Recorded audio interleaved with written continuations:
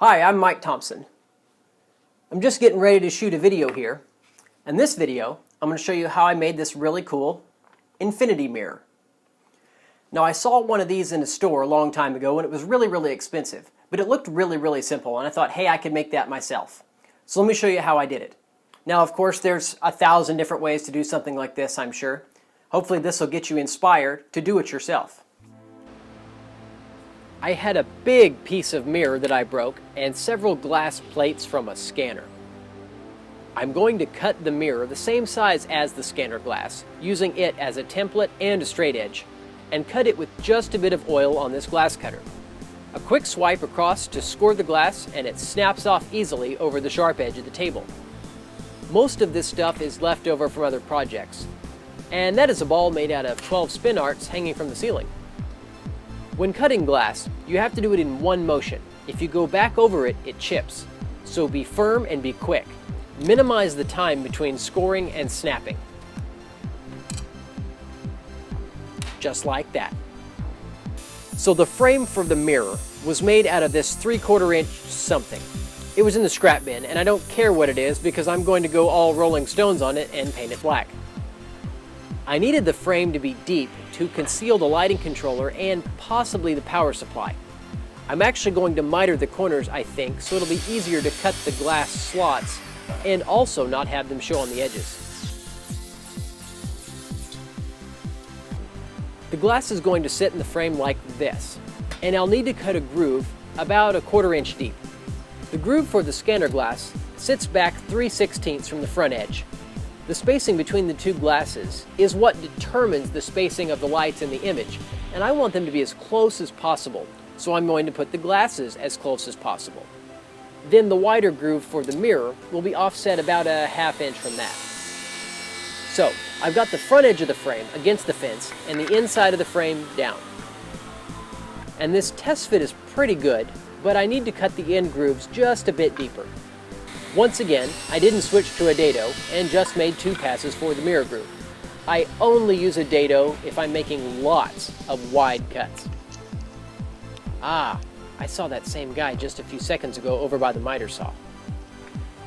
And now it all fits quite nicely. It's that same guy. This stuff is Husi reflective film. I don't recommend this brand. I got what I paid for. It's slightly crinkled all over and it's really hard to work with. It's also nearly impossible to get the backing sheet off, but I played with the corner enough and it finally peeled off. I didn't use the mirror glass for my teleprompter, and I didn't use this stuff either, but I'm using it now. Mirror glass is much more expensive, and I may splurge and pick up a pane someday.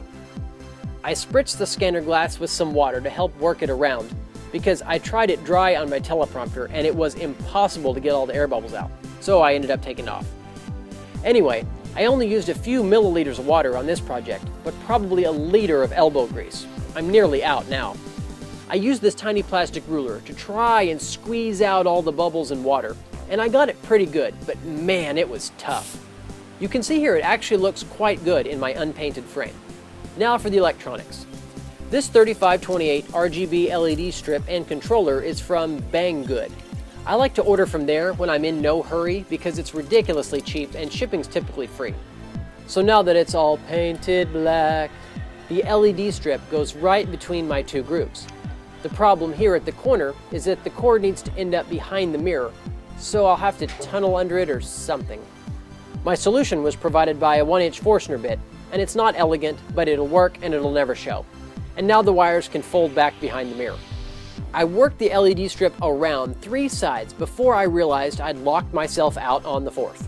So I had to go take the frame back to the table saw and cut the backs so that the mirror could just drop in like it does in so many other frames, rather than slide in like my half-mirrored pane in the front.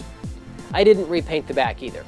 Now, if you've seen my under-counter lighting video, you know I don't trust the adhesive backing on this stuff, so I ended up securing it with epoxy in the corners and about every 2 inches.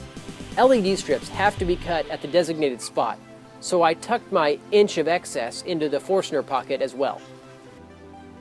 Then I opened up the joints and shot some glue in, because I was happy with everything thus far. And masking tape makes great frame clamps.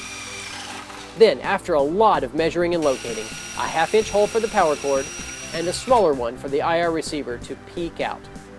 And the last task is mounting the controller and plugging the wires in. There's a small arrow on here indicating the common anode white wire. Sometimes it's a black common cathode though.